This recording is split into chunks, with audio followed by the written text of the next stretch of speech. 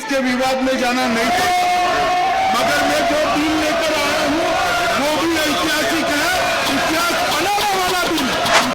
नमस्कार दोस्तों, defence lounge के थर्ड एपिसोड में आपका स्वागत है। आज हम बात करेंगे आर्टिकल 370 और आर्टिकल 35A की खत्म होने की पहली वर्षगांठ पर। आज ही के दिन 5 अगस्त 2019 को आर्टिकल 370 और आर्टिकल 35A को जम्मू एंड कश्मीर से हटा दिया गया था। एक ऑर्डिनेंस को पास करा गया था भारतीय पार्लियामेंट में। आई थिंक कश्मीर के इतिहास में ये सेकंड बिगेस्ट डेवलपमेंट थी, क्योंकि इससे पहले बिगेस्ट डेवलपमेंट आई थिंक इस रियासत का जन्म लेना थी, और इस रियासत का, जम्मू कश्मीर के स्टेट का भारत में जो एक्सेशन था, उसके बाद सबसे बड़ा इंसिडेंट शायद यही था। तो आज हम चर्चा करेंगे इस पूरे एक साल की डेवलपमेंट का, कि क्या क्या डेवलपमेंट्स हुई है इस आर्टिकल 370 को स्क्रैप करने के बाद, क्या पॉजिटिव्स निकल के आए हैं, क्या नेगेटिव्स निकल के आए हैं। लेकिन हम जो भी बात करेंगे वो हम एक पॉलिटिकल एंगल से नहीं करेंगे, क्योंकि ये एक डिफेंस चैनल है। लेकिन आतंकवाद को एक खतरा मानते हुए ये जो कश्मीर सिचुएशन है, ये अब क्या टर्न लेगी और मूविंग फॉरवर्ड हमें कौन सी स्ट्रैटेजीज अडॉप्ट करनी चाहिए एक डिफेंसिव एंगल से। धरती की जन्नत या धरती का स्वर्ग कहे जाने वाला कश्मीर हमेशा से अपनी कश्मीरियत और अपनी बेहद सुहावनी नेचुरल ब्यूटी के लिए हमेशा से जाना जाता था, और 80 के दशक के अंत तक यहाँ के हालात सामान्य ही थे।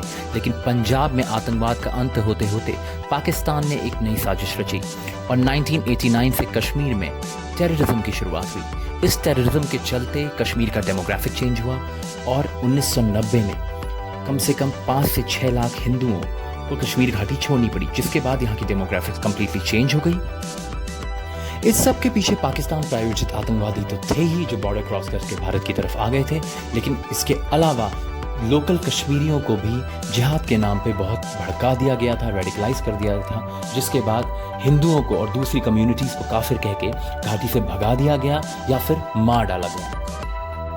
उस समय की सरकार ने भी सरप्राइजिंगली कश्मीरी हिंदूज को बचाने के लिए या दूसरी कम्युनिटीज को बचाने के लिए घाटी में शांति बहाल करने के लिए कोई कदम नहीं उठाए, और अपने ही देश में ये हिंदू लोग शरणार्थी बन गए। लेकिन इसके बाद भी कश्मीर की आग बुझने वाली नहीं थी। 1990 से चले आ रहे इस 30 साल के टेररिज्म चैप्टर में करीब लाखों लोकल्स और लाखों सेना के जवानों की मृत्यु अभी तक हो चुकी है, जो कि इस टेररिज्म की भेंट चढ़ चुके हैं। इस सब के पीछे पाकिस्तान की साजिश और रेडिकलाइजेशन तो था ही, लेकिन इस सब के पीछे जिम्मेदार था एक कानून, जिसकी वजह से एक्सेशन के टाइम पे भारत ने कश्मीर को एक स्पेशल राज्य का स्टेटस दे रखा था। और ये कानून था आर्टिकल 370, जिसकी वजह से कश्मीर का झंडा भी अलग था, कश्मीर का संविधान भी अलग था, कश्मीरी इसके पास 2-2 आइडेंटिटी कार्ड्स होते थे, मतलब टोटली कश्मीर का भारत में विलय नहीं हुआ था।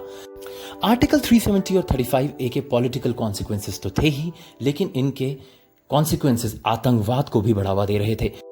कश्मीर के 2 पॉलिटिकल परिवार, नेमली अब्दुल्लाज एंड मुफ्तीज, इसके अलावा गिलानी जैसे अलगाववादी नेताओं को भी 370 से एक ब्लैंकेट प्रोवाइड हो रहा था, जिसकी वजह से ना भारत सरकार वहां पे कोई खुली कार्रवाई कर सकती थी, क्योंकि वो लॉज से ऑब्वियसली मजबूर थी। इसके अलावा भारतीय सेना को भी आतंकवाद के खिलाफ खुली कार्रवाई करने की छूट कभी नहीं मिलती थी। और इसी सब की पॉलिटिक्स में ना घुसते हुए हम बात करेंगे इसके एब्रोगेशन की या स्क्रैपिंग की, जो कि करीब 1 साल पहले 5 अगस्त को कर दी गई।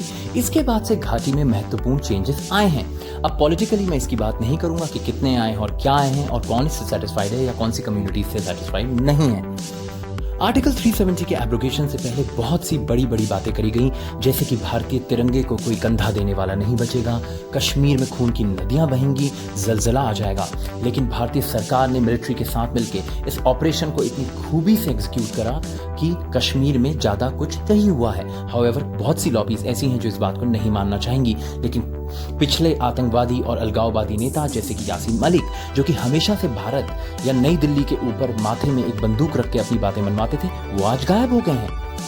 इन सभी अलगाववादी नेताओं को बहुत टाइम से, और इन पॉलिटिकल पार्टीज के लीडर्स को, जिन्होंने कि कश्मीर में अलगाववाद या फिर आतंकवाद भड़काने के अलावा कोई दूसरा बड़ा काम नहीं करा है, इनको नज़रअंदाज कर लिया गया था, और अभी कुछ समय पहले ही इनमें से कुछ लोग छूट के बाहर आए हैं। इसके अलावा घाटी में पत्थरबाजी में भी ड्रास्टिक कमी देखने को इस बार मिली है। ज़्यादातर पत्थरबाजी जो घाटी में होती थी वो ऑर्गेनाइज्ड होती थी, उसके पीछे पाकिस्तान से पैसा आता था या फिर लोकल अलगाववादी लीडर्स इसको सपोर्ट करते थे। व्हाट्सएप और इंटरनेट का सपोर्ट लेके इनको इकट्ठा कर लिया जाता था, और ये भारतीय सेना के जवानों पर पत्थरबाजी करते थे, इनको इस चीज़ का पैसा मिलता था। इन्हें यह भी पता था कि भारतीय जवान अपनी ही जनता पे गोली नहीं चलाएंगे। इसके अलावा भारतीय सेना को आतंकवाद का सफाया करने में भी पिछले एक साल में बहुत कामयाबी मिली है। इस साल करीब 120 से ज़्यादा टेररिस्ट मारे जा चुके हैं। कश्मीर के कई एरियाज हैं घाटी के जो कि आतंकवाद मुक्त हो चुके हैं। हिजबुल मुजाहिदीन का टोटली सफाया हो चुका है। लश्कर ए तैयबा और बाकी दूसरे आतंकवादी संगठन भी तिल मिलाए हुए हैं। कोई भी इनके कमांडर की पोजीशन नहीं लेना चाहता। इंटरनेट पे लगे बैन पे हल्ला तो बहुत हुआ, लेकिन इस बैन के कारण घाटी में आतंकवाद की जो इंसिडेंट्स थे उस पर बहुत ही ज़्यादा गिरावट आई है। अब लोकल पत्थरबाज असेंबल नहीं हो पाते और अलगाववादी लीडर इंटरनेट का सहारा लेके उन्हें भड़का भी नहीं पाते। हाउएवर कश्मीर में 2G सेवाएं बहाल पहले ही हो चुकी हैं और हम ये भी आशा करते हैं कि जल्दी 3G और 4G भी वहाँ बहाल हो जाएगा। भारतीय सेना भी लोकल जनता के डी-रेडिकलाइजेशन के लिए बहुत सी कोशिशें कर रही है। बहुत से यंग लड़कों के परिवारों को समझाया जाता है, उन्हें आतंकवाद के बारे में बताया जाता है और उनसे विनती करी जाती है कि वो ऐसे किसी भी ट्रैप में ना फंसें। इसकी वजह से रिक्रूटमेंट पे लगाम तो लगी है। भारत के विरुद्ध कश्मीरियों को भड़काने वाले पाकिस्तान के इस प्रोपेगेंडा में भी बहुत ज़्यादा कमी आ गई है, क्योंकि पाकिस्तान के पास अब पैसे तो बचे नहीं ये सब सस्टेन करने के लिए। और कश्मीर की जनता ने भी ये दिखा दिया है कि वो अमन चाहते हैं, वो भारत को चाहते हैं और भारत उन्हें चाहता है। हम भारतवासी कश्मीर से बहुत प्यार करते हैं और वो भी इंडिया का एक बहुत अहम हिस्सा है। कश्मीर भारत का सर का ताज है और हम देशवासी मिलकर भारतीय सेना का साथ देंगे ताकि वो इस आतंकवाद को खत्म कर पाए, चैन और अमन की बहाली हो, दोबारा से कश्मीरियत जागे लोगों में और सब मिलकर घाटी में रहें। इसके अलावा घाटी से निकाले गए क्रिश्चियन, सिख्स और कश्मीरी हिंदूज को वापस वहां जाने का मौका मिले। ये तो सब इसके पॉलिटिकल एंगल हैं। इसका अंत करते हुए आइए हम कुछ ऐसी मिलिट्री स्ट्रैटेजीज की बात करते हैं जो भारतीय सेना और भारत को अपनानी चाहिए ताकि जल्द से जल्द हम कश्मीर के इस आतंकवाद वाले युद्ध से जीत सकें। सबसे पहले हमें इन्फिल्ट्रेशन रोकनी होगी। इन्फिल्ट्रेशन को हमें टोटली स्टॉप करना पड़ेगा। इसके लिए हमें सिर्फ रिएक्टिव ही नहीं प्रोएक्टिव भी होना होगा। रिएक्टिवली भारतीय सेना ने इन्फिल्ट्रेशन की बहुत सारी बिट्स को फॉइल कर दिया है, लेकिन प्रोएक्टिवली हम precision guided small scale weapon से आतंकवादियों के लॉन्च पैड्स और कोवर्ट ऑपरेशंस करके उनके असेंबल होने की जगहों को पहले ही नेस्तनाबूद कर सकते हैं। इससे एनिमी के दिमाग में भी एक फियर होगा और वो आपकी सीमा क्रॉस करने से पहले 1000 बार सोचेगा। हमें डी-रेडिकलाइजेशन करना ही होगा। इसकी बात हमारे सीडीएस जनरल बिपिन रावत भी पहले कर चुके हैं। हाउएवर इसके पॉलिटिकल कॉन्सिक्वेंसेस क्या होंगे ये तो गवर्नमेंट हमारी बहुत स्मार्ट है ही ऑलरेडी। डी-रेडिकलाइजेशन करने से कश्मीरी आम भारतीय की तरह सोचेगा, इंडियनाइज हो जाएगा, मुख्य भारतीय विचारधारा से जुड़ेगा। उनका धर्म कुछ भी हो, उनका मजहब कुछ भी हो, उनकी बिलीफ कुछ भी हो, लेकिन वो भारत की विचारधारा से अपने को एज एन इंडियन अपनी पहचान करेगा। डी-रेडिकलाइजेशन चाहे धर्म के आधार पर हो, डी-रेडिकलाइजेशन चाहे आज़ादी के आधार पर हो। ये जो चूरन पाकिस्तान कश्मीरियों को खिलाने की कोशिश कर रहा है, जिसकी वजह से थोड़ी बहुत रेडिकलाइजेशन हो जाती है, ये हमें स्टॉप करना होगा। इसके अलावा तीसरा मुद्दा ये है कि हमें पाकिस्तान के लिए ये वॉर ऑन टेरर बहुत कॉस्टली बनानी पड़ेगी। पाकिस्तान ऑलरेडी एक बैंकक्रप्ट स्टेट है। जितना पैसा उसके पास पहले इंटरनेशनल फंड से आता था वो रुक चुका है। अब पाकिस्तान के पास पहले के मुताबिक कम पैसा है ये सब फंड करने के लिए। इंटरनेशनली भी पाकिस्तान इंटरनेशनल डायस्पोरा या इंटरनेशनल आपके चाहे मीडिया पब्लिकेशंस हो या जो भारत विरोधी आर्टिकल्स वगैरह लिखते हैं कश्मीर के बारे में, उनको पहले जितना पैसा मुहैया नहीं करा पाता है। अगर आप प्रोएक्टिवली पाकिस्तान के इंफ्रास्ट्रक्चर पे वार करेंगे, उसके टेररिस्ट ब्रीडिंग कैंप्स पे वार करेंगे, चाहे वो एक लो कॉन्फ्लिक्ट हो जो कि मीडिया में भले ही ना आए पर वो एक ऑपरेशन हो जो सेना ने करा है, उसकी वजह से पाकिस्तान के लिए ये जो वॉर है ये महंगी पड़ती जाएगी। अगर आप उसका काउंटर करेंगे, चाहे आप बलूचिस्तान में अपना एक फ्रंट खोलें, चाहे आप कोई और फ्रंट, चाहे उसके इकोनॉमिक फ्रंट एक पाकिस्तान के अगेंस्ट खोलें, पर ये खोलने से हमें बहुत मदद मिलेगी। चौथा मुद्दा है डेवलपमेंट का। घाटी में पत्थर मारने वाले लोग भी पैसा लेके ही पत्थर मारते थे। अगर डेवलपमेंट होगा, जॉब्स आएंगी, इंफ्रास्ट्रक्चर बढ़ेगा, तो ऑब्वियसली सक्सेसफुल लोग जिनके पास ऑलरेडी कमाई के इतने साधन होते हैं, जो जिंदगी में आगे बढ़ चुके हैं, वो इस सब के प्रति कम आकर्षित होंगे। इस सब ये जो टॉक है आज़ादी की या फिर कश्मीर एक आज़ाद मुल्क होकर बहुत प्रोग्रेस कर लेगा, ये सब टॉक डिबंक हो जाएगी टोटली। अगला है इन्फॉर्मेशन प्रोपेगेंडा वॉर, जो इस ज़माने में बहुत ज़्यादा ज़रूरी है और मुझे लगता है क्योंकि पाकिस्तान के पास एक डेडिकेटेड DGISPR है जो ये सब अफवाहें उड़ाना, मीडिया में एक नैरेटिव क्रिएट करना, इंटरनेशनल कम्युनिटी में ये सारे काम करता है, जिससे कि लोगों के माइंड पे बहुत असर होता है। ये सोशल मीडिया एज है। आप कुछ भी कंटेंट डाल के एक फेक नैरेटिव चला के और फॉल्स इक्विवेलेंसेस रख के लोगों के दिमाग में किसी भी चीज़ के लिए हेट क्रिएट कर सकते हैं या किसी भी चीज़ के लिए प्यार क्रिएट कर सकते हैं। इंफॉर्मेशन इन प्रोपेगेंडा वॉर का इस्तेमाल भारत ने कभी भी एक अग्रेसिव वे में नहीं करा है, बल्कि करा ही नहीं है, और एक डिफेंसिव ऑफेंस के तौर पे भी कभी नहीं करा है। लेकिन इस एज में जो वॉर्स होती हैं वो वेपन्स में तो बहुत आखिरी में आती हैं, लेकिन एक विचारों का युद्ध और एक नैरेटिव्स का युद्ध ज़रूर होता है और कई युद्ध ऐसे ही जीते जाते हैं और इस युद्ध को भी भारतीय सेना को जीतना होगा। अगला पॉइंट है इंटेलिजेंस एंड एस्पियोनाज ऑपरेशंस का, जो कि बीच में 90s के बाद रॉ के नियरली खत्म ही हो गए थे, बहुत कमज़ोर हो गए थे और भारत ने या पिछली गवर्नमेंट्स ने इनका इस्तेमाल भी कभी नहीं करा था।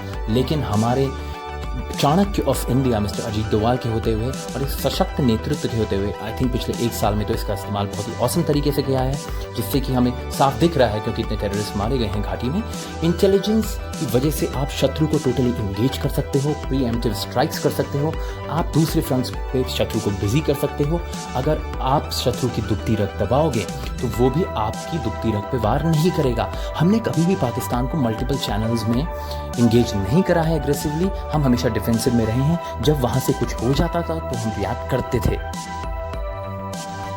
देखिए आखिरी पॉइंट जो है वो पॉलिटिकल भी कहा जा रहा है, क्योंकि बहुत लोग इस पे भी हल्ला कर रहे हैं कि भारतीय सरकार वहाँ की डेमोग्राफी चेंज करना चाहती है। पर इन 30 सालों में भी तो कश्मीर वैली की डेमोग्राफी पूरी चेंज ही हुई है, जहाँ एक कंसिडरेबल पोर्शन था हिंदू आबादी का। इसके अलावा वहाँ सिख्स थे, वहाँ क्रिश्चियंस के स्कूल थे, मिशनरीज के। उसकी वजह से सोसाइटी में एक सौहार्द रहता था। आप एक क्रॉस कल्चरल सोसाइटी में रहते हो जहाँ सब एक दूसरे की एक्सेप्टेंस को नेसेसरी मानते हुए उसका सम्मान भी करते हैं, जो कि भारत की खूबी रहा है। एक ही धर्म का मेजॉरिटी होने की वजह से पाकिस्तान के लिए बहुत आसान होता है धर्म के नाम पे लोगों को भड़का देना और फिर आज़ादी की डिमांड लगवाना या फिर और कोई उनसे काम करवाना। यही एक रेडिकलाइजेशन का सोर्स रहा है। अगर मिली जुली आबादी होगी तो सब एक दूसरे को एक्सेप्ट करने में थोड़ा बहुत आनंद लेते हुए पुरानी कश्मीरियत बहाल होगी, जैसे वहाँ कई 100 साल से लोग रहते आ रहे थे। तो हमने कोशिश करी डिफेंस के एंगल से कश्मीर की टेररिज्म की सिचुएशन पर नजर डालने की।